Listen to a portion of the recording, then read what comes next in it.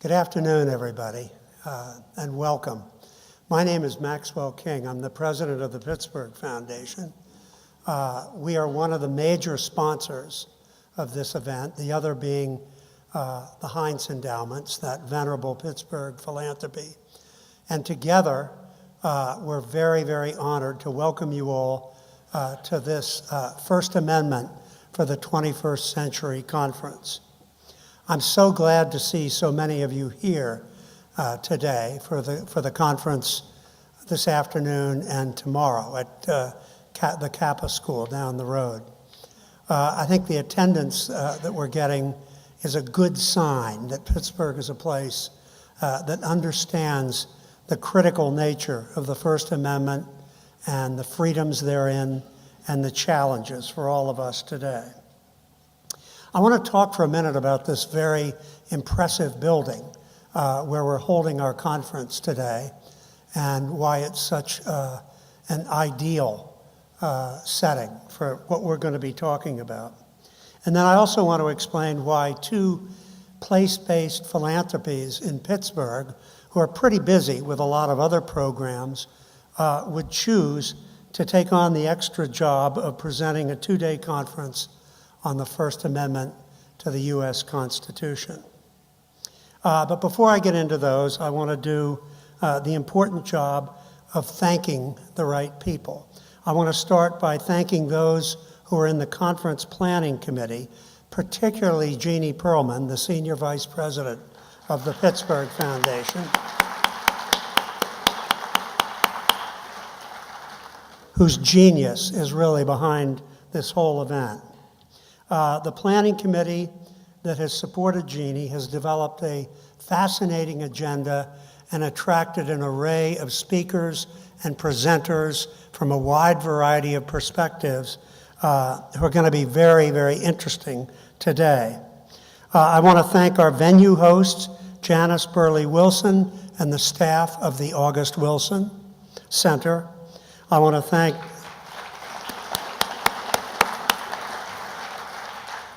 I also want to thank Dr. Anthony Hamlet, the superintendent of schools, and the staff of the Kappa School for Creative and Performing Arts, where we will be tomorrow.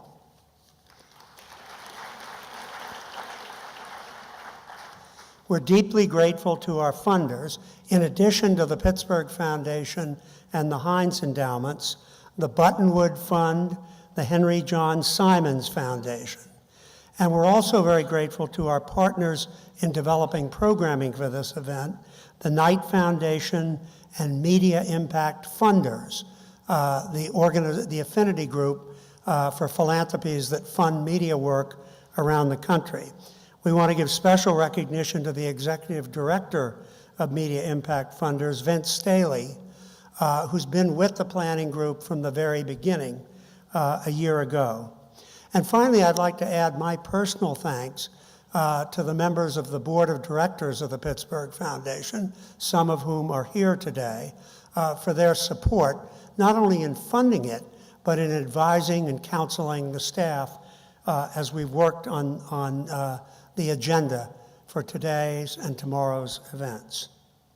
Now, for those of you who are in this building for the first time, or who don't know the story of the August Wilson Center, I think it's important for me to say a word about why this is exactly the right context for this kind of event. We didn't pick this building because it's convenient or a good spot for a conference, which it is. It's a great spot, or that it was available. We picked it because of what it represents. It is the home in Pittsburgh to all sorts of vibrant, robust artistic expression, to free assembly on all sorts of different issues in the community, to performances of every variety that are compelling and powerful. And it's a center that encompasses celebration of the writers and artists of every sort. It bears the name of one of America's greatest playwrights, August Wilson, whose works on the African American experience in the 20th century illustrates so well the power of the written word and the spoken word. So it's very fitting that we're meeting in this place today to assess our First Amendment freedoms, to examine domestic and global threats to those freedoms, and to identify remedies that will resist those threats and strengthen our fundamental rights. Now to the other question I posed: why are two Pittsburgh-based foundations with a lot of work going on, bringing hundreds of people together today and tomorrow to talk about a one-sentence section of the age-old Bill of Rights? By way of illustration, here's a few stories. Stories behind recent headlines that have been in the news over the last couple of years. Last year, students at Middlebury College in Vermont shut down a speech by Charles Murray, the conservative author of The Bell Curve, the very controversial book that links socioeconomic status to race and intelligence. About 150 students disrupted Murray's speech. As he was leaving, he and a faculty member were roughed up, and another faculty member got a concussion in the proceedings. The college president apologized for that, and about 50 students were disciplined. None were suspended or expelled. In another context from today's news, there's a national debate raging about whether elected officials can block constituents on social media sites such as Facebook and Twitter, which of course today are terribly important strands in the information and news flow. Last year, Kentucky Governor Matt Bevins was challenged for blocking more than 600 people from those two social media sites. 7 followers of President Donald Trump's Twitter feed who were blocked by the president's office did the same. And a U.S. appeals court denied the president's ability to shut out followers based on their political views. Right after that, though, the U.S. Justice Department said they would appeal that ruling and hope to have it overturned.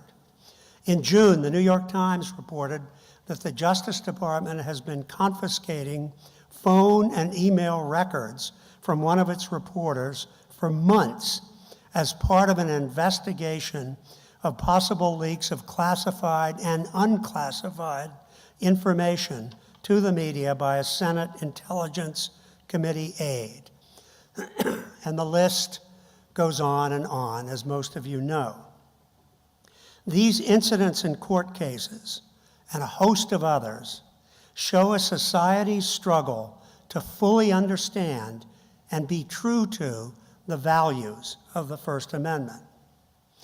Our conference comes in a period of significant diminishment of respect all around the country for others' access to basic freedoms. Beyond this country, democratic institutions are under attack in a relentless way. There are populist, autocratic movements and governments around the world that are challenging basic freedoms and democracy itself.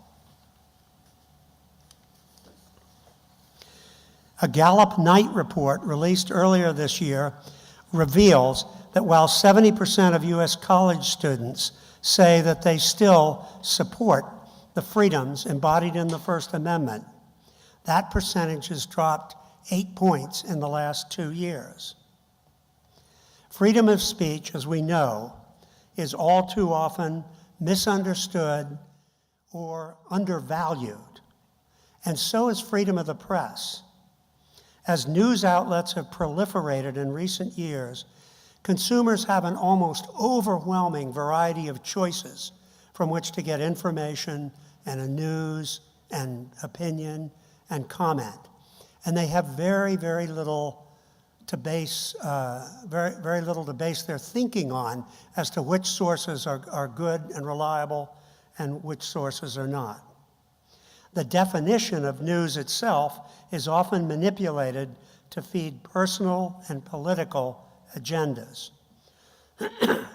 Traditional news organizations that report information based on professional standards of journalism are under significant pressure these days from an eroding business model that doesn't support the kind of journalism that we need in a democracy. So this system that should be helping all of us arrive at the best version of the truth feels pretty shaky today. There is deep concern that Americans are giving up on their responsibility to seek the truth. And many politicians try to blur the distinction between the truth and so-called fake news or even outright lies. So clearly, we have a lot of work to do this afternoon and tomorrow. What energizes me is this: what we talk about today and tomorrow, what we think about, what we process, and what we take away from this conference can be catalytic. It can inspire other efforts in other communities that will examine the same issues. After all, freedom of speech isn't something that takes place in some ether over the nation. It takes place in communities, city by city, town by town, all across the United States. What I think we're doing today and tomorrow is reaffirming the core of what it means to be an American. We're protecting what unites us as citizens of this country. The First Amendment protects our rights, of course, and we're focused on that. But I think we should all also try to remember it memorializes our responsibilities as citizens. Thank you very much.